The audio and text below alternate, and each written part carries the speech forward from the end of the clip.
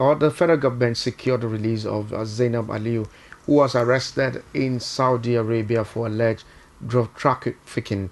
Now, the Permanent Secretary, Ministry of Foreign Affairs, disclosed this at a news conference in Abuja.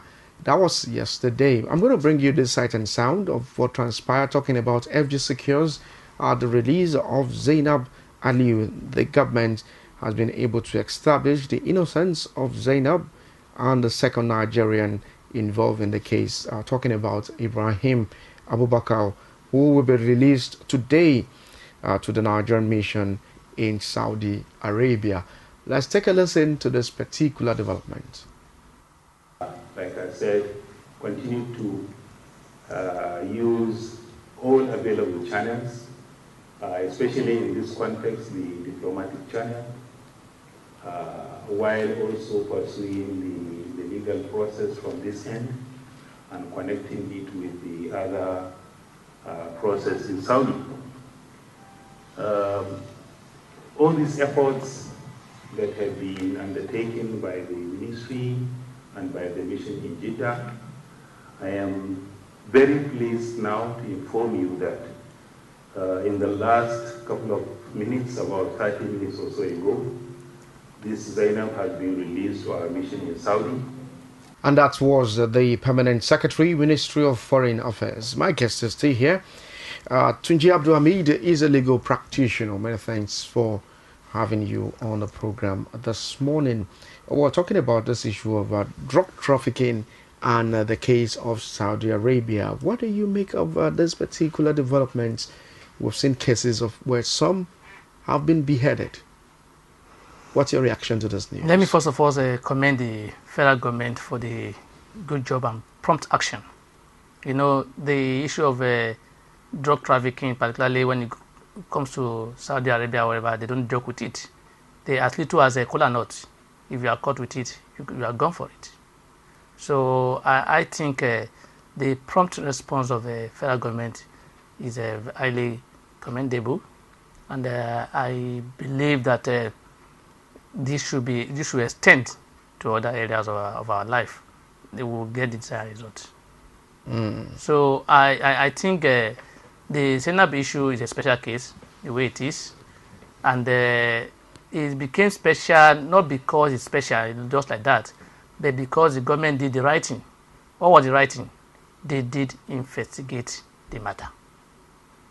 When the news broke, or maybe probably because Zainab has people who are enlightened, because I'm told our father is a journalist or whatever, and maybe he knows his right, and maybe he's even a good position, because I was also told that he had an audience with the president, that is the father, regarding this matter.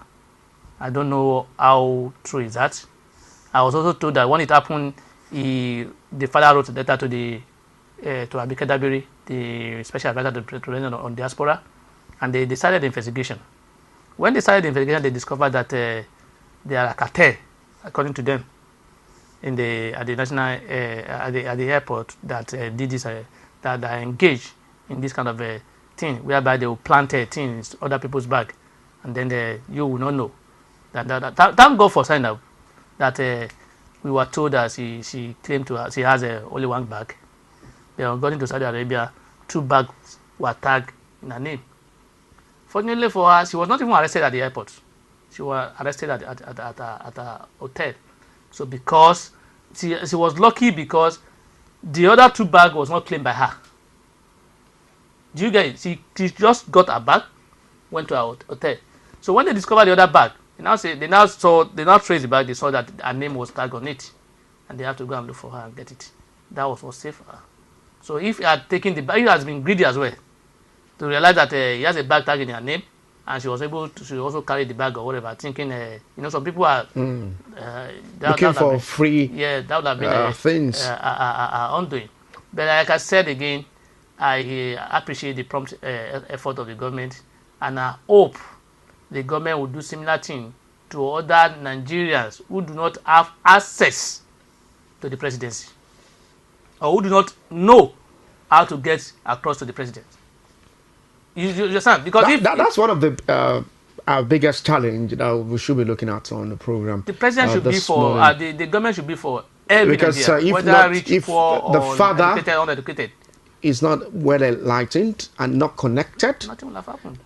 She will just die like that. We have some of them who have been beheaded, and some of them are still innocent. Yeah, that's exactly my point.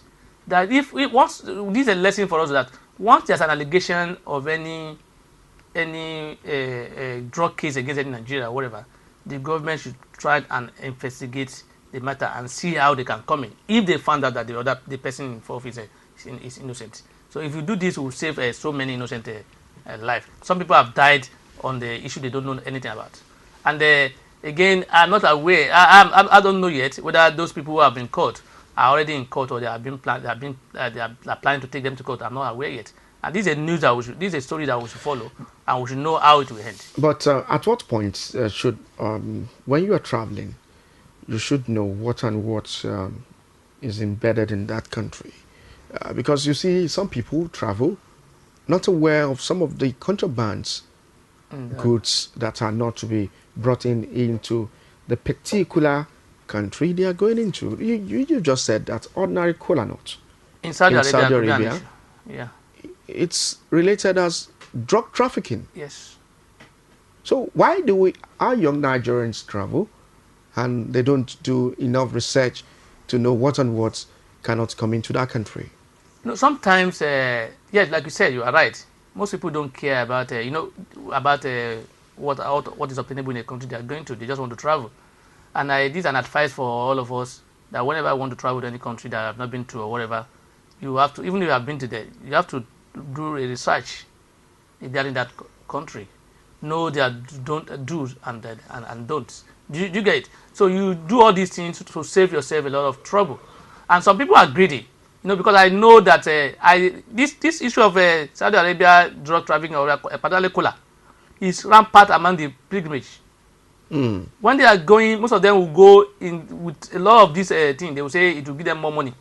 They will just find a way of packaging it, and then even the red oil, what do you call it? Palm oil. The palm oil. Yeah, they try to package it, and these are illegal. And you tell them they are illegal. In fact, people that even pass it, that the custom, that the immigration that will check you, or the customs, they will collect money and pass you through. Do you get it?